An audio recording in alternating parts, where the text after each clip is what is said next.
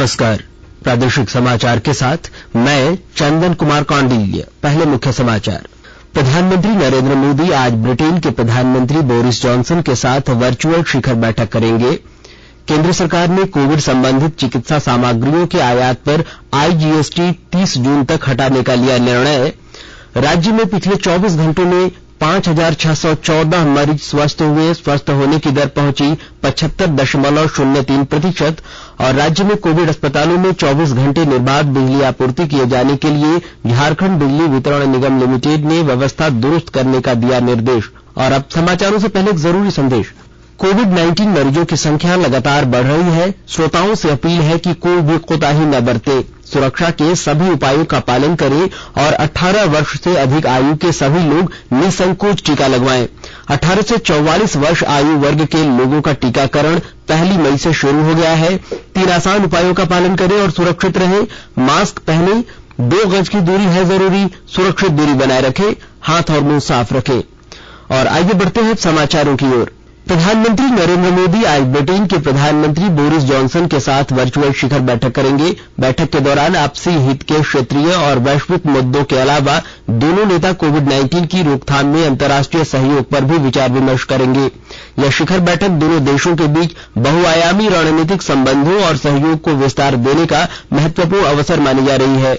इधर देश में कोरोना संक्रमण से स्वस्थ हुए मरीजों की संख्या में लगातार दूसरे दिन इजाफा हुआ है। कोविड संक्रमण की दूसरी लहर के बीच नए मामले सामने आने के बाद भी 1,66,13,000 से अधिक कोविड मरीज स्वस्थ हुए हैं।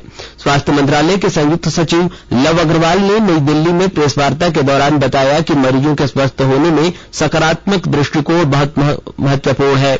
उन्होंने कहा कि स्वस्थ होने की दर 78% से बढ़कर 82% के करीब पहुंच गई है। श्री अग्रवाल ने कहा कि नियमित रूप से किए जा रहे कार्य के आरंभिक परिणाम नजर आ रहे हैं। कोविड से स्वस्थ लोगों की संख्या बढ़ना सकारात्मक रुझान है, लेकिन उपचाराधीन रोगियों में वृद्धि अब भी चुनौती बनी हुई है। वहीं मंत्रालय ने यह भी कहा कि इस समय देश में लगभग 34,47,000 से अधिक रोगियों का इलाज चल रहा है। देश में संक्रमित मरीजों की संख्या 2 करोड़ के पार पहुंच गई है। वहीं पिछले 24 घंटे के दौरान 3,449 लोगों की मृत्यु हुई है। इसके साथ ही देश में महामारी से मरने वालों की संख्या 2,22,000 से अधिक हो गई है।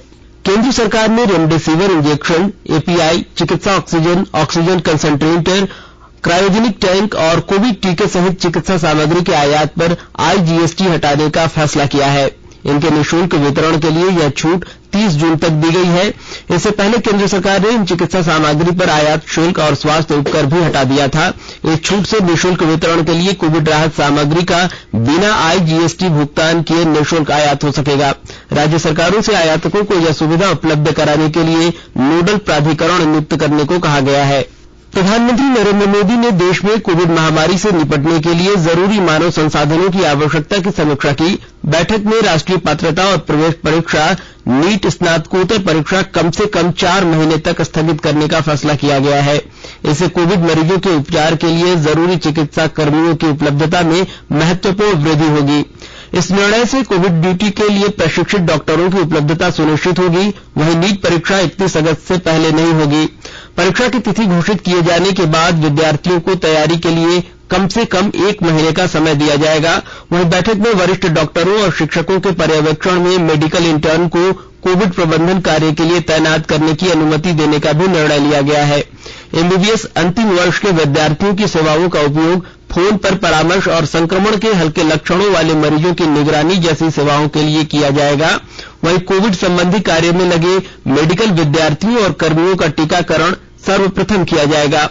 सभी प्रोफेशनल को 100 दिन की कोविड ड्यूटी पूरी करने के बाद प्रधानमंत्री का विशिष्ट कोविड राष्ट्रीय सेवा सम्मान दिया जाएगा।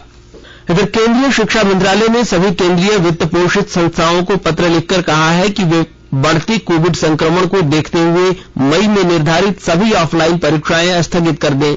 उच्च शिक्षा सचिव अमित खरे ने केंद्रीय वित्त पोषित संस्थाओं के प्रमुखों को मई महीने में निर्धारित ऑफलाइन परीक्षाएं स्थगित करने को कहा है। मंत्रालय ने यह भी कहा है कि जून के प्रथम सप्ताह में इस निर्णय की समीक्षा भी की जाएगी। वहीं सभी संस्थाओं से पात्र व्यक्तियों को टीकाकरण के लिए प्रोत्साहित करने और इस संबंध में हर संभव सहायता उपलब्ध कराने को कहा गया है। देश भर में चल रहे सबसे बड़े टीकाकरण अभियान में अब तक 15 करोड़ 88 लाख पात्र लोगों को कोविड-19 के टीके लगाए जा चुके हैं। वहीं पिछले 24 घंटों में करीब 16,50,000 लोगों को टीके लगाए गए। 12 राज्यों और केंद्र शासित प्रदेशों में 18 से 44 वर्ष के 2,15,000 से ज्यादा लोगों को कोविड टीके की पहली खुराक दी गई है। वहीं झारखंड में 18 से 44 वर्ष के लोगों को टीका देने की शुरुआत जल्दी ही की जाएगी। धनबाद रेलवे डिवीजन ने 7 मई से कोलफील्ड और शताब्दी एक्सप्रेस समेत 16 ट्रेनों को रद्द करने का फैसला लिया है। 16 किलोमीटर से भी कम दूरी वाले ट्रेनों में लगातार यात्रियों की संख्या में गिरावट दर्ज की गई है, जिसके मद्देनजर इन ट्रेनों को स्थिति सामान्य होने तक रद्द किया जा रहा है।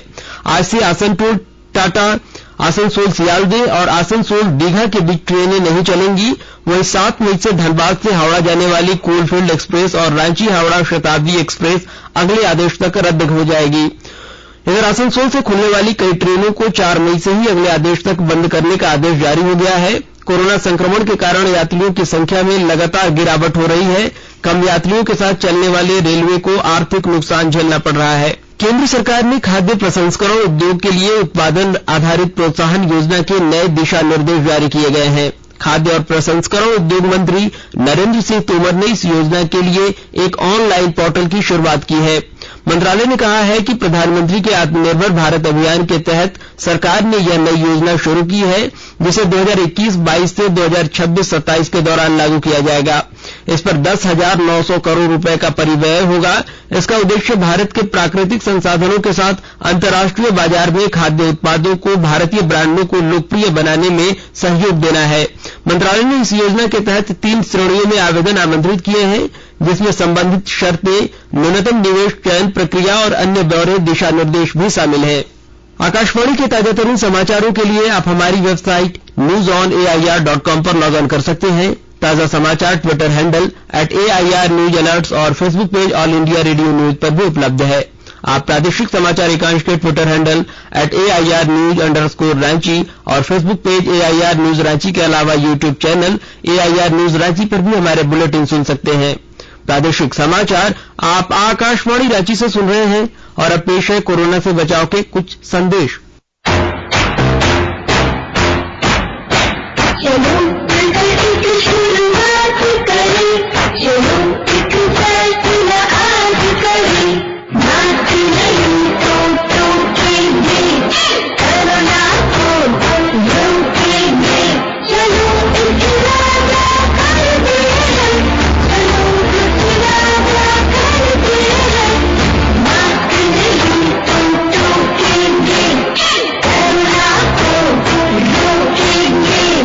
सरकार द्वारा जनहित में जारी।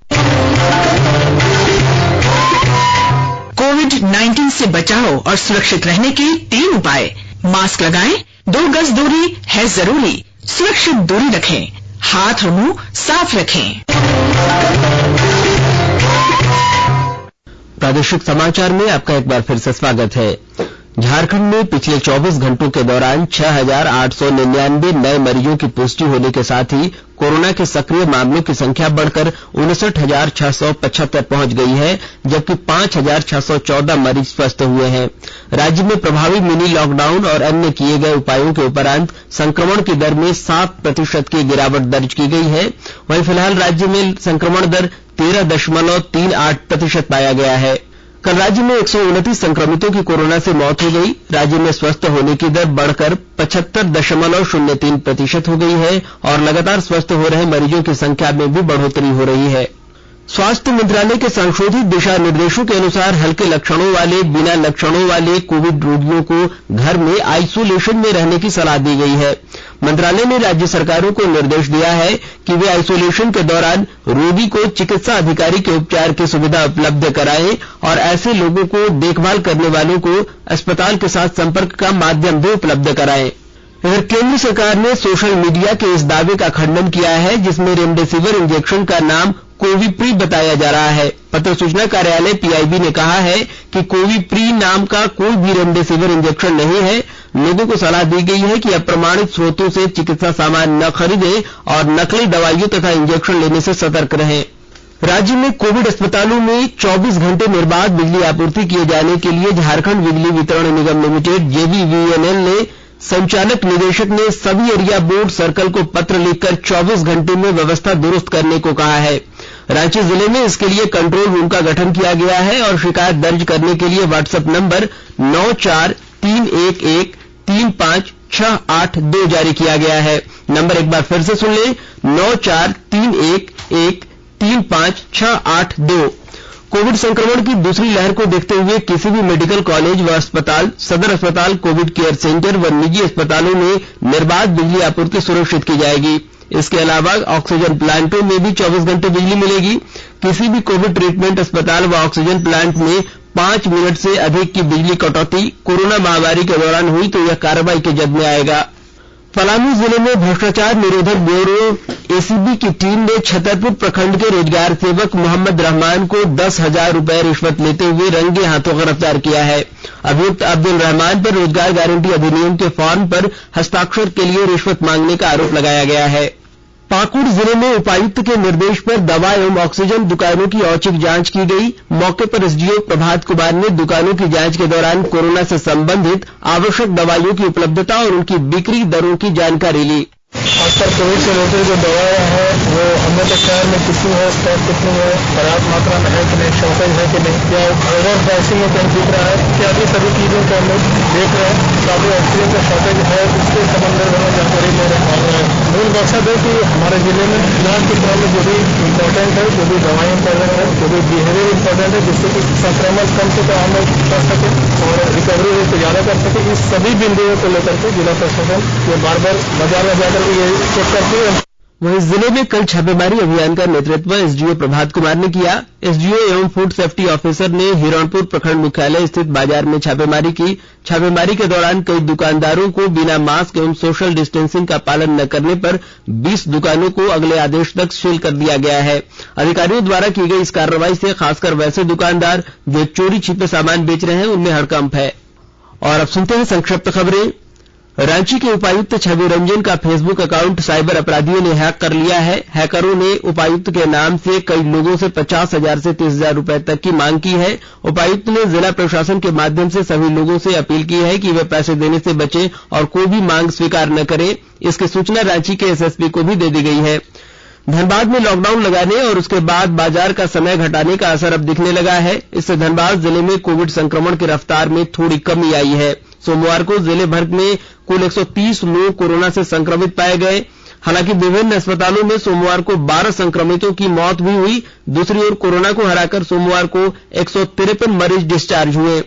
लोहरदगा उपायुक्त दिलीप कुमार टोपो ने जिले के समर्थ आवासीय विद्यालय हिरही लोहरदगा में बन रहे कोविड केयर सेंटर का निरीक्षण किया। उपायुक्त ने सामर्थ्य आवासीय विद्यालय को आइसोलेशन वार्ड के रूप में तैयार करने हेतु आवश्यक बेड की व्यवस्था, ऑक्सीजन सिलेंडर से संबंधित तैयारी सहित सभी आवश्यक जानकारी ली। साथ ही विद्यालय में कोविड के संक्रमित व्यक्तियों की समस्त चिकित्सा व्यवस्था करने का भी निर्देश दिया। सरायकेला जिले में लगातार बढ़ रहे कोरोना संक्रमण के प्रसार के साथ साथ मरने वालों की संख्या भी लगातार बढ़ती जा रही है। जिले में सोमवार को एक और 65 वर्षीय वृद्ध की मौत कोरोना संक्रमण से हो गई। इस प्रकार जिले में कोरोना संक्रमण से मरने वालों की संख्या बढ़कर कुल 38 हो गई है। और अंत में मुख्य समाचार एक बार फिर। प्रधानमंत्री नरेंद्र मोदी आज ब्रिटेन के प्रधानमंत्री बोरिस जॉनसन के साथ वर्चुअल शिखर बैठक करेंगे। केंद्र सरकार ने कोविड संबंधित चिकित्सा सामग्रियों के आयात पर आईजीएसटी 30 जून तक हटाने का लिया निर्णय। राज्य में पिछले 24 घंटे में 5,614 मरीज हुए स्वस्थ होने की दर पहुंची 75.03%। और राज्य में कोविड अस्पतालों में 24 घंटे निर्बाध बिजली आपूर्ति किए जाने के लिए झारखंड बिजली वितरण निगम लिमिटेड ने व्यवस्था दुरुस्त करने का दिया निर्देश। इसके साथ ही आकाशवाणी रांची से प्रादेशिक समाचार का यह बुलेटिन समाप्त हुआ। नमस्कार। घर में रहिए, सुरक्षित रहिए और सुनते रहिए आकाशवाणी।